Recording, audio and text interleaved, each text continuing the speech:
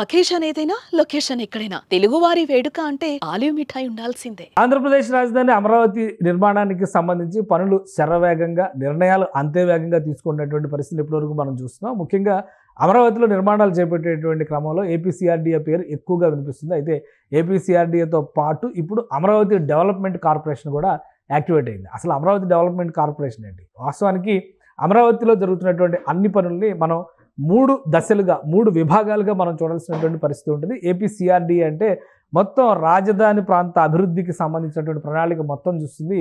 APCRDA Vijayawada నగరం డెవలప్మెంట్తో సహా దాని పరిధిలోకి వస్తుంది. ఎందుకంటే సిఆర్డీఏ అనేది ఒక పెద్ద హెచ్ఎండిఏ స్థాయిలో, హైదరాబాద్తో పోల్చి చూసినప్పుడు హైదరాబాద్ మెట్రోపాలిటన్ డెవలప్మెంట్ అథారిటీ ఎలా కనిపిస్తుందో ఆ స్థాయిలో ఉండేటువంటి వ్యవస్థ. అయితే అమరావతి డెవలప్మెంట్ కార్పొరేషన్ ముఖ్యంగా అమరావతి రాజధాని కోర్ క్యాపిటల్ ఏరియా పైన మాత్రమే దృష్టి పెడుతుంది.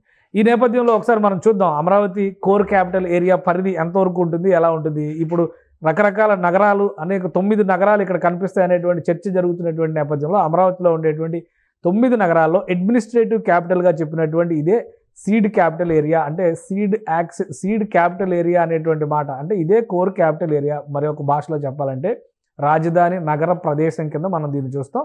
ఈ ప్రదేశంలో జరిగేటువంటి నిర్మాణాల ప్రక్రియ మొత్తాన్ని కూడా అమరావతి డెవలప్మెంట్ కార్పొరేషన్, ముఖ్యంగా మౌలిక వసతుల కల్పన బాధ్యతని అమరావతి డెవలప్మెంట్ కార్పొరేషన్ తీసుకుంటుంది. నగరానికి సంబంధించి బ్యూటిఫికేషన్ అంటే రహదారుల అభివృద్ధిలో భాగస్వామి కావడం, రహదారుల పక్కన చేసేటువంటి డెవలప్మెంట్ పైన దృష్టి పెట్టడం, అలానే నగరంలో ఉద్యానవనాల దగ్గర నుంచి ఇతర కార్యక్రమాలన్నిటి అభివృద్ధి బాధ్యతని కూడా ఈ సంస్థే తీసుకుంటుంది. అలానే ఇన్ఫ్రాస్ట్రక్చర్ డెవలప్మెంట్ అంటే రహదారులతో పాటు వాటర్ మేనేజ్మెంట్, వరద నీటి నిర్వహణ తదితర అంశాలన్నిటినీ కూడా అమరావతి డెవలప్మెంట్ కార్పొరేషన్ పరిధిలోనే చూస్తారు. సో ఏపీసీఆర్డీఏ అనేది ఒక పెద్ద విభాగం అయితే అందులో కొంత ప్రాంతానికి, ముఖ్యంగా 9 నగరాల బాధ్యత సిఆర్డీఏ మొత్తం చూస్తే కోర్ క్యాపిటల్ ఏరియా నిర్వహణ బాధ్యతని ప్రధానంగా ఫోకస్ పెట్టేది Amaravati development corporation. So Amaravati development corporation కొన్ని నిర్ణయాలను ప్రస్తుతం తీసుకుని అమలు చేసేటువంటి ప్రయత్నం చేస్తుంది. ఇక్కడ ముఖ్యంగా కొన్ని ప్యాకేజీల కింద దీన్ని విడగొట్టారు.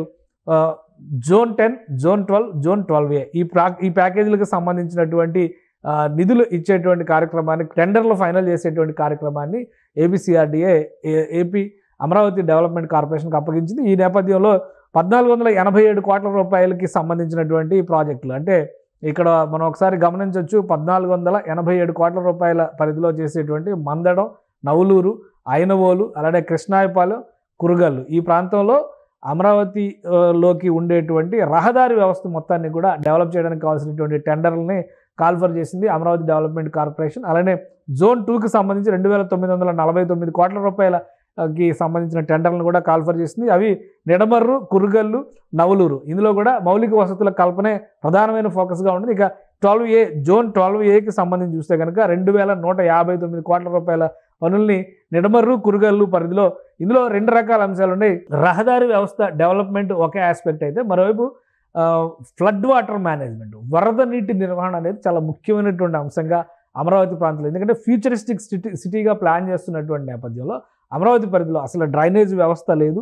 అలానే వరద నీటి నిర్వహణకి ఇప్పుడున్నటువంటి వ్యవస్థలు మరొక 50 ఏళ్ల పాటు ఉపయోగించడానికి ఎట్టి పరిస్థితుల్లో ఉపయోగపడే కావు. కాబట్టి రాబోతున్నటువంటి అంతర్జాతీయ నగర స్థాయికి అనుగుణంగా రహదారుల్లో కొన్ని కాంబినేషన్స్ పెట్టారు. అంటే blue and green water city అన్నారు కాబట్టి గ్రీన్ బెల్ట్ల డెవలప్మెంట్తో పాటు నీటి నిర్వహణకు సంబంధించి అమరావతి నగరంలో రహదారుల పక్కన పిల్ల కాలువల తరహాలో నీటి కాలువల్ని, ఎందుకంటే ఆ ప్రాంతంలో నీటి ఊటలు ఎక్కువగా వచ్చే అవకాశం ఉంటుంది. కృష్ణానది నుంచి వచ్చేటువంటి వరద నీరు కావచ్చు, కొండపల్లి వాగు నుంచి, పాలవాగు నుంచి వచ్చేటువంటి ఈ కొండవీటి వాగు, పాలవాగు నుంచి వచ్చేటువంటి నీటి నిర్వహణ బాధ్యత చాలా ముఖ్యమైనటువంటి అంశంగా మారుతుంది. కాబట్టి వీటన్నిటిని ఒక ప్యాకేజీల కింద విభజిస్తూ ఆయా ప్రదేశాల్లో దాదాపుగా ఇప్పుడు 7,000 కోట్ల రూపాయలకు సంబంధించినటువంటి పనులకి అమరావతి డెవలప్మెంట్ కార్పొరేషన్ టెండర్లను పిలిచింది.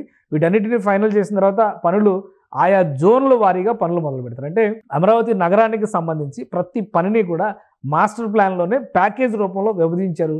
ఆ విభజించినటువంటి ప్యాకేజీలన్నీ ఒక్కొక్కటిగా టెండర్స్ కాల్ చేయడం, టెండర్స్ ద్వారా కాంట్రాక్ట్ సంస్థలకు అలాట్ చేయడం, ఆ పనులకి కూడా గడువు విధించడం, గడువులోగా పూర్తయ్యే విధంగా చర్యలు తీసుకోవడం. ఇది Amaravati development corporation seed capital ఏరియాలో ఉన్నటువంటి పనులపైన చేస్తున్నటువంటి ఫోకస్. ఇక సిఆర్డీఏ పరిధిలో ఉన్నటువంటి అతిపెద్ద మాస్టర్ ప్లాన్ పరిధిలో సిఆర్డీఏ పరిధిలో వస్తున్నటువంటి వ్యవహారాలన్నింటినీ కూడా ఏపీసీఆర్డీఏ ఫోకస్ చేస్తుంది.